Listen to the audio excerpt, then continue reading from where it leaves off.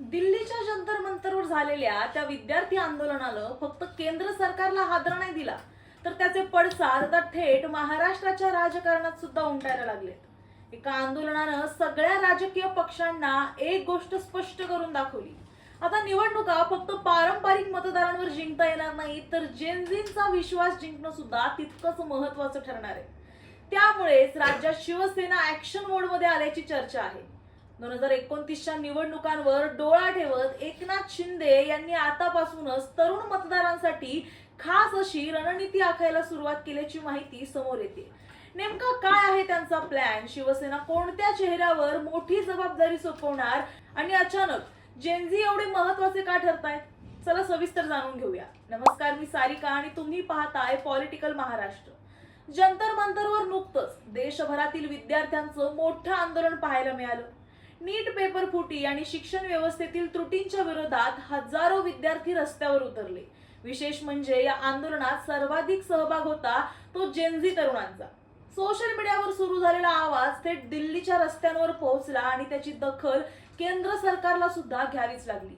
या आंदोलनानंतर मात्र केंद्रीय शिक्षण मंत्री धर्मेंद्र प्रधान यांनी आपल्या पदाचा राजीनामा दिला।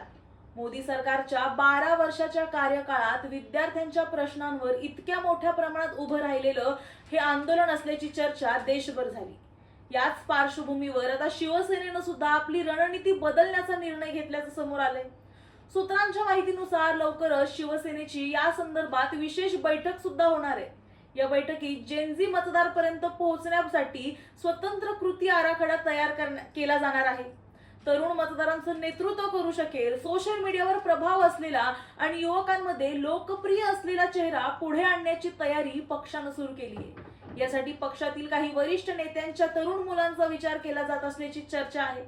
त्याचबरोबर विविध सामाजिक संघटनांमध्ये काम करणारे आणि युवकांचं नेतृत्व करणारे नवे चेहरे सुद्धा पक्षाच्या रडारवर असल्याचं सांगितलं जातंय।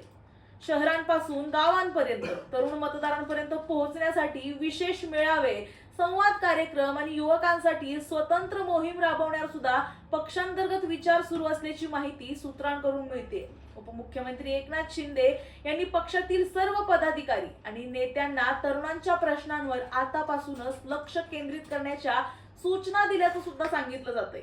रोजगार, शिक्षण, स्पर्धा परीक्षा, स्टार्टअप्स, कौशल्य विकास आणि डिजिटल संधी यासारख्या विषयांवर पक्षानं अधिक आक्रमकपणे काम करावं अशा सूचना देण्यात आल्याची चर्चा आहे। 2029 मध्ये देशात लोकसभेच्या आणि महाराष्ट्रात विधानसभेच्या निवडणुका होणार आहेत। त्यावेळी देशात तब्बल 38 कोटी जेनझी मतदार असतील असा अंदाज व्यक्त केला जातोय। त्यामुळे कोणताही राजकीय पक्ष या मतदार वर्गाकडे दुर्लक्ष करू शकत नाही। ज्याच्या बाजूनं हा युवा वर्ग राहील त्या पक्षाला मोठा राजकीय फायदा होण्याची शक्यता राहील, असं राजकीय विश्लेषकांचं मत आहे। याच कारणामुळे भाजप आणि शिवसेना दोन्ही पक्षांनी तरुण मतदारांपर्यंत पोहोचण्यासाठी आतापासूनच प्रयत्न सुरू केल्याचं दिसून येतंय।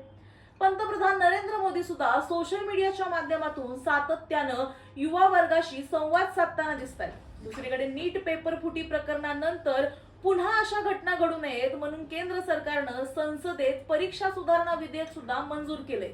दरम्यान 20 जुलै रोजी कॉक्रोच जनता पार्टी संसदेवर काढलेल्या मोर्चालाही मोठा प्रतिसाद मिळाला। या आंदोलनादरम्यान काही ठिकाणी तणाव निर्माण झाला आणि आंदोलनाला हिंसक वळण लागल्याचं सुद्धा पाहायला मिळालं। त्यानंतर या विद्यार्थी आंदोलनाची देशभर मोठी चर्चा झाली। अनेक सेलिब्रिटी, सामाजिक कार्यकर्ते आणि विविध संघटनांनी या आंदोलनाला पाठिंबा जाहीर केला।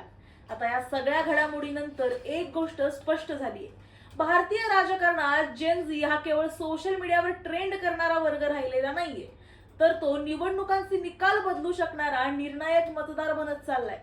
त्यामुळे 2029च्या निवडणुकांपूर्वी सर्वच पक्षांची खरी लढाई तरुणांचा विश्वास जिंकण्यासाठी असणार आहे। तुम्हाला याबद्दल काय वाटतं हे आम्हाला कमेंटमध्ये नक्की सांगा आणि अशाच व्हिडिओसाठी पाहत रहा पॉलिटिकल महाराष्ट्र।